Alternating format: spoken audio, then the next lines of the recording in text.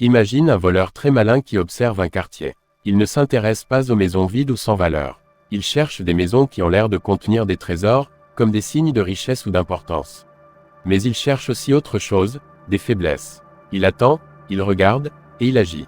Quand il voit une occasion, comme une lumière faible, une serrure cassée ou des gens qui ne font pas attention, il passe à l'action. Il attaque quand une maison pleine de trésors est laissée sans protection, ou quand ceux qui devraient la surveiller sont distraits ou inattentifs. Mes amis, c'est comme ça que le diable fonctionne. Il ne s'en prend pas à ce qui est vide. Il vise ceux qui ont un but spécial. Il s'attaque à ceux que Dieu a choisis, ceux qui portent quelque chose de précieux en eux. Mais il attaque quand tu es fatigué, distrait, découragé ou même tout seul. Il attend le bon moment, pas parce que tu ne vaux rien, mais parce que tu es spécial. C'est pour ça que Jésus a dit dans Jean 10h10, « Le voleur ne vient que pour voler, tuer et détruire. Moi, je suis venu pour qu'ils aient la vie, une vie pleine et abondante. » Mes amis, l'ennemi ne t'attaque pas par hasard. Il t'attaque parce qu'il y a quelque chose de puissant en toi. Il veut voler qui tu es. Il veut détruire ta confiance.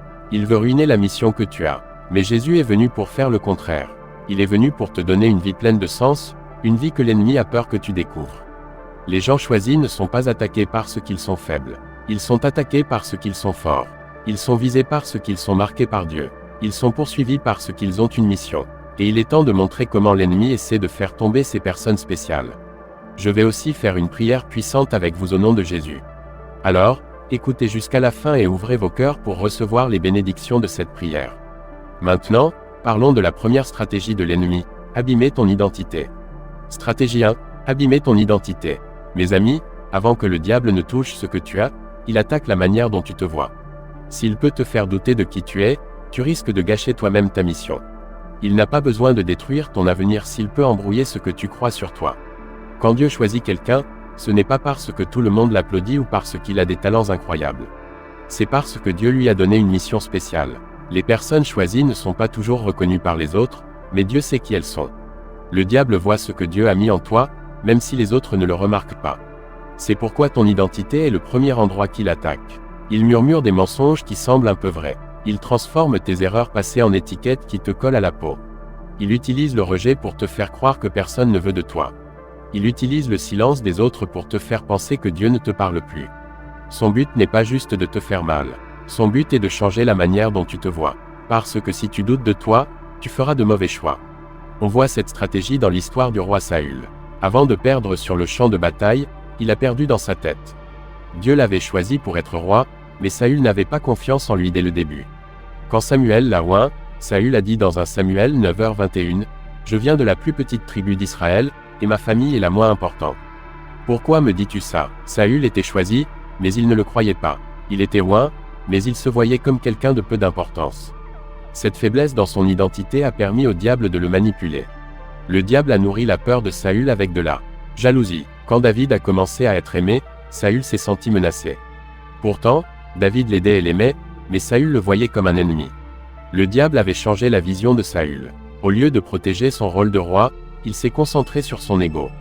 C'est ce qui arrive quand tu doutes de qui tu es, tu te bats contre des ombres au lieu de vivre ta mission. Mes amis, les personnes choisies tombent parce qu'elles arrêtent de se voir comme Dieu les voit.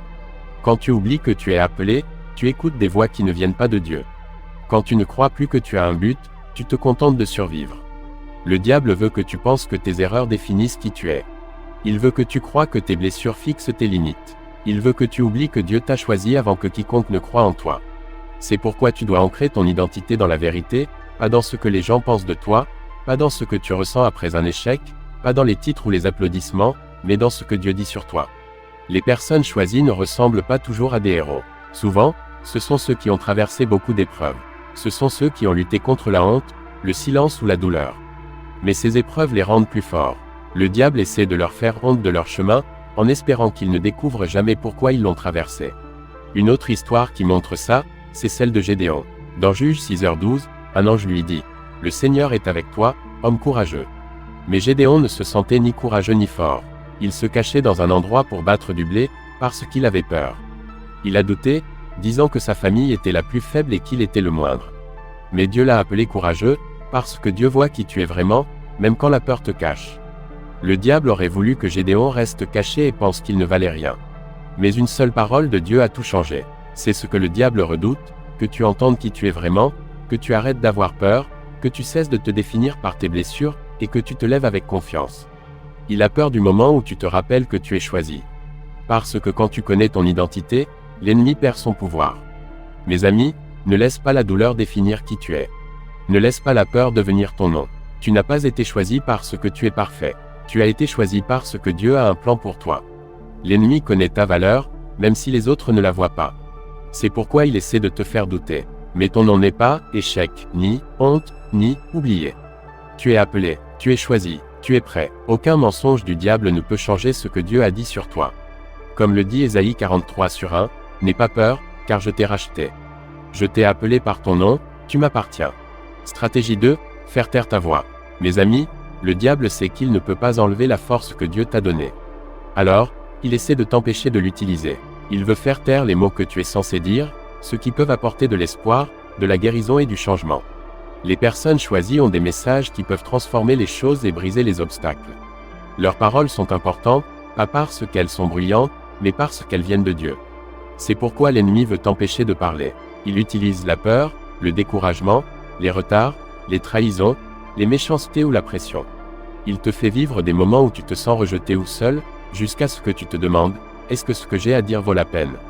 S'il peut te faire arrêter de parler, il n'a pas besoin de bloquer ce que tu portes. Ça reste juste enfermé en toi. Ton silence, c'est ça. Victoire. Dans la Bible, il y a un prophète nommé Michée. Il n'était pas aussi connu qu'Élie ou Élisée, mais son histoire est incroyable. Un roi, Achab, lui a demandé de parler, avec 400 autres prophètes. Tous les autres disaient ce que le roi voulait entendre, mais Michée n'a dit que ce que Dieu lui avait ordonné. Dans un roi 22h14, il a dit, « Aussi vrai que le Seigneur est vivant, je dirai seulement ce qu'il me dit. » Michée a refusé de se taire, même sous la pression. Il a été battu et mis en prison, mais il n'a pas changé ses paroles. L'ennemi voulait le faire taire, mais il n'a pas pu arrêter la vérité. C'est ce que le diable veut faire avec toi. Il te met la pression pour t'épuiser. Il te fait revivre des moments difficiles, de la confusion ou de la fatigue, pour que tu doutes de ta mission et que tu arrêtes de parler. Et si tu te tais, les gens qui avaient besoin d'entendre ton message restent dans l'attente.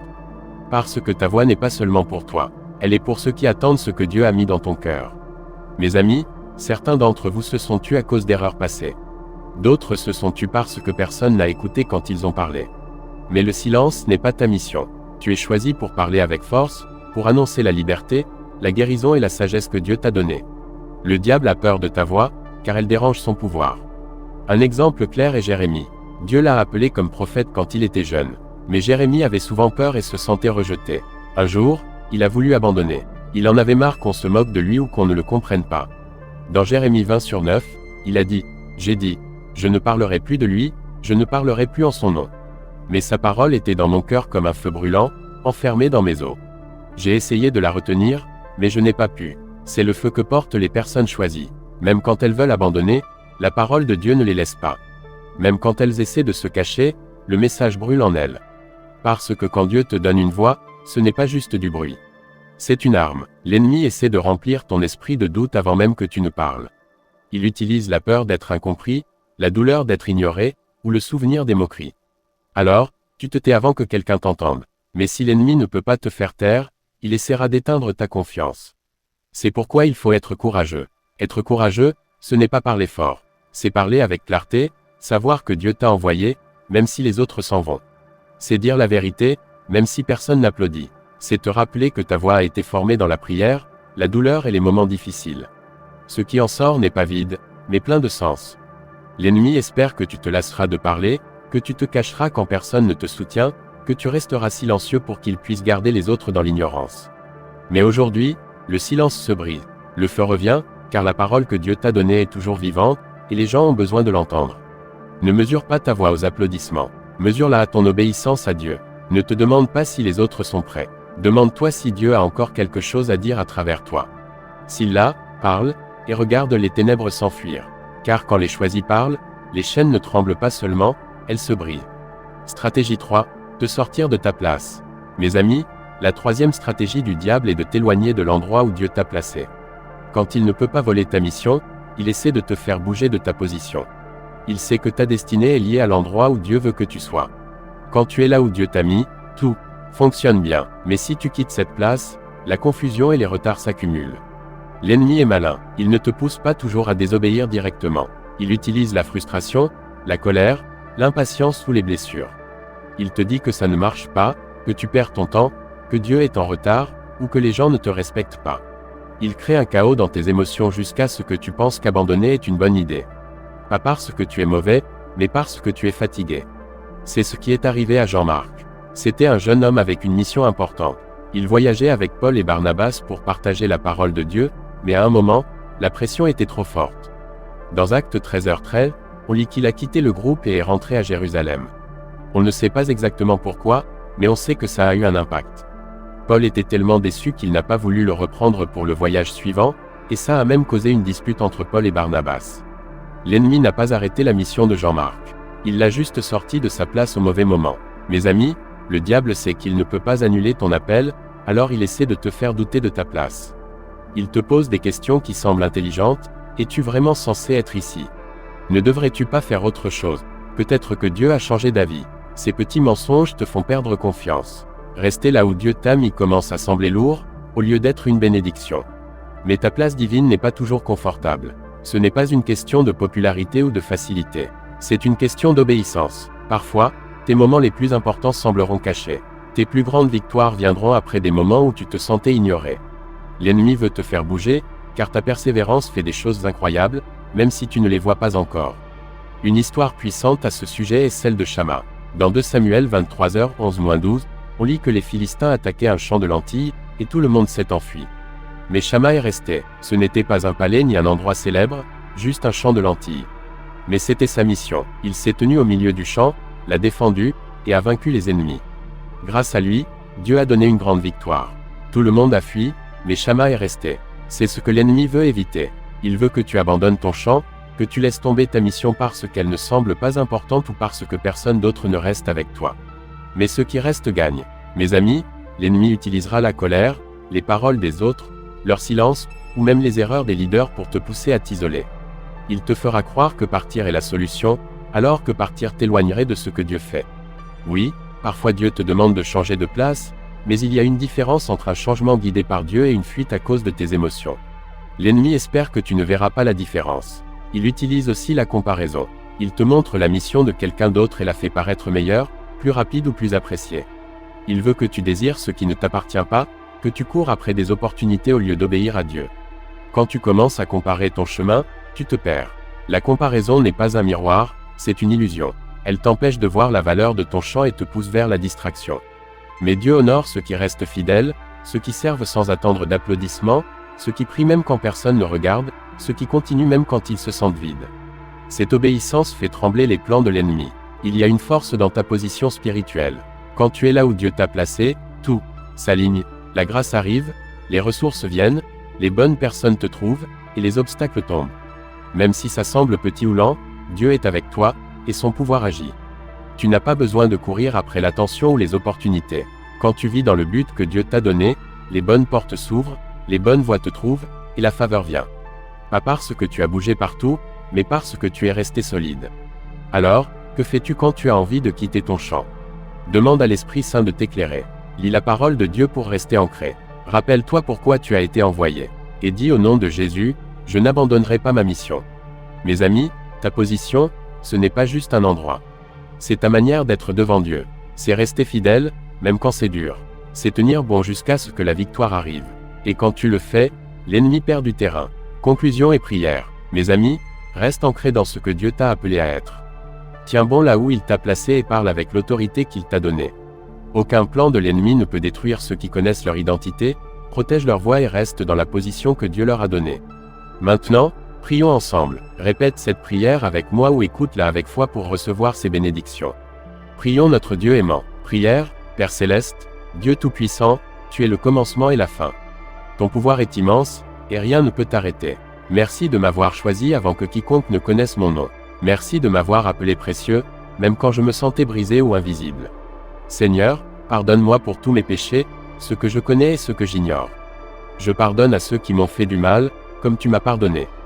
Donne-moi de la force pour croire en l'identité que tu m'as donnée. Fais taire tous les mensonges qui essaient de me définir. Rends-moi courageux pour parler et brise tout ce qui me fait peur ou me fait honte. Au nom de Jésus, Je déclare que je suis choisi et que je ne bougerai pas. Je rejette toute confusion, toute distraction et tout découragement au nom de Jésus. Seigneur, détruis tout ce qui bloque mon but. Garde-moi dans ta volonté. Fais grandir les dons que tu m'as donnés avec clarté et puissance. Garde-moi là où tu m'as placé, même si ça semble caché. Guéris mon corps, mon esprit et mon cœur. Enlève toutes les blessures qui me font douter de ma mission. Protège-moi des attaques de l'ennemi et éloigne-moi de la tentation. Dieu puissant, bénis-moi et ceux que j'aime. Protège-nous du mal, des mensonges, des trahisons et des distractions. Merci pour tous ceux qui prient avec moi. Ensemble, nous déclarons que nous n'abandonnerons pas notre mission. Nous restons forts dans la vérité et dans ton pouvoir. Nous prions pour ceux qui se sentent fatigués ou découragés. Donne-leur de la force. Au nom de Jésus, nous déclarons la victoire, la guérison et la liberté. Nous te louons, Seigneur, car à toi appartiennent le royaume, la puissance et la gloire pour toujours. Merci d'entendre ma prière. Au nom puissant de Jésus, Amen. Si ce message t'a touché, écris Amen dans les commentaires. Je déclare que toutes les bénédictions de cette prière sont sur toi au nom de Jésus. Partage ce message avec un ami ou un membre de ta famille qui en a besoin, et n'oublie pas de t'abonner pour plus de messages qui renforceront ton cœur. Pour ceux qui veulent suivre Jésus, si tu veux accepter Jésus comme ton sauveur, ouvre ton cœur et dis cette prière. Seigneur Jésus, je sais que je suis pécheur et je demande ton pardon. Je crois que tu es mort pour mes péchés et que tu es ressuscité. Je veux me détourner de mes erreurs et t'inviter dans mon cœur et ma vie. Je veux te suivre comme mon Seigneur et Sauveur. Merci de me sauver. Amen. Si tu as prié cette prière, parle à un pasteur pour te faire baptiser et rejoins d'autres chrétiens pour en apprendre plus sur Dieu. Laisse tes demandes de prière dans les commentaires, et nous prierons pour toi. Même si tu ne vois pas de réponse, sache que nous prions pour toi selon la volonté de Dieu. Que la paix de Jésus soit avec vous tous.